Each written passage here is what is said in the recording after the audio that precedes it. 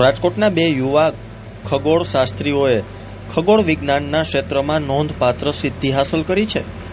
Big bang એસ્ટ્રોનોમીની કમલના સૌથી યુવા સભ્યો દિયા રાયચુરા અને શૌર્ય રાણાએ મેસિયર મેરેથોન દરમિયાન એક જ રાત્રિમાં આકાશના 110 ડીપ સ્કાય ઓબ્ઝર્વેશન સફળતાપૂર્વક શોધી પૂર્ણ કર્યા છે.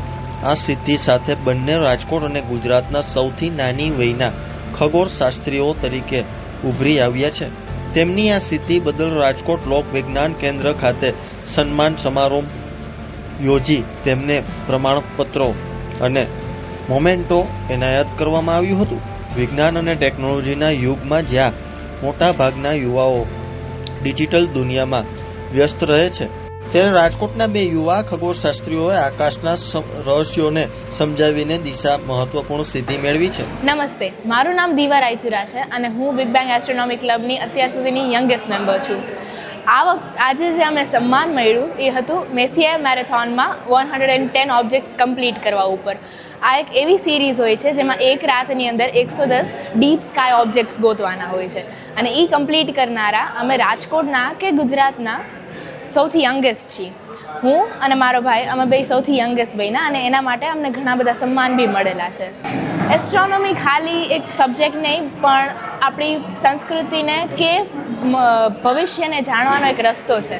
આ ક્લબ રાજકોટ ઇન્ડિયાના ટોપ 4 ક્લબ્સમાંથી એક છે અને એના અમે લોકો રાજકોટ, ગુજરાત કે નેશનલ લેવલ ઉપર એસ્ટ્રોનોમીનું અવેરનેસ ઉઠાવવા માંગી છીએ. ભણવા સાથે આનો ઉપયોગી કે આની જે વેકેશન વર્કશોપ્સ થાય છે એમાં જુદા જુદા સબ્જેક્ટ્સ વિશે ભણાવે છે. એનાથી ભણવામાં એક્સ્ટ્રા રેફરન્સીસ મળી શકે છે, ખાસું એવું વધે છે.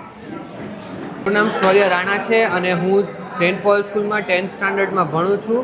હું બિગ બેંગ એસ્ટ્રોનોમી ક્લબનો મેમ્બર છું અને અમને અત્યારે મેસિયર મેરેથોન કે જે એક રાતમાં 110 ઓબ્જેક્ટ્સ જોવાના હોય છે એ કમ્પ્લીટ કરવા માટે અમને મોમેન્ટો મળ્યો છે. અમે ગુજરાતના યંગેસ્ટ છીએ આ કમ્પ્લીટ કરવા માટે.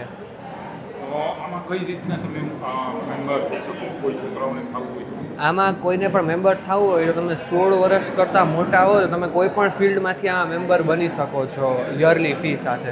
એમાં તમને ખગોળ વિજ્ઞાન વિશે ઘણું બધું જાણવા મળે છે, આપણા સૌરમંડળ વિશે, આપણી ગેલેક્સી વિશે, બીજી ગેલેક્સીઝ વિશે અને સાથે સાથે એસ્ટ્રો ફોટોગ્રાફી પણ હોય છે કે આપણે રાત્રિના આકાશને કેમ ફોટોગ્રાફ કરી શકીએ.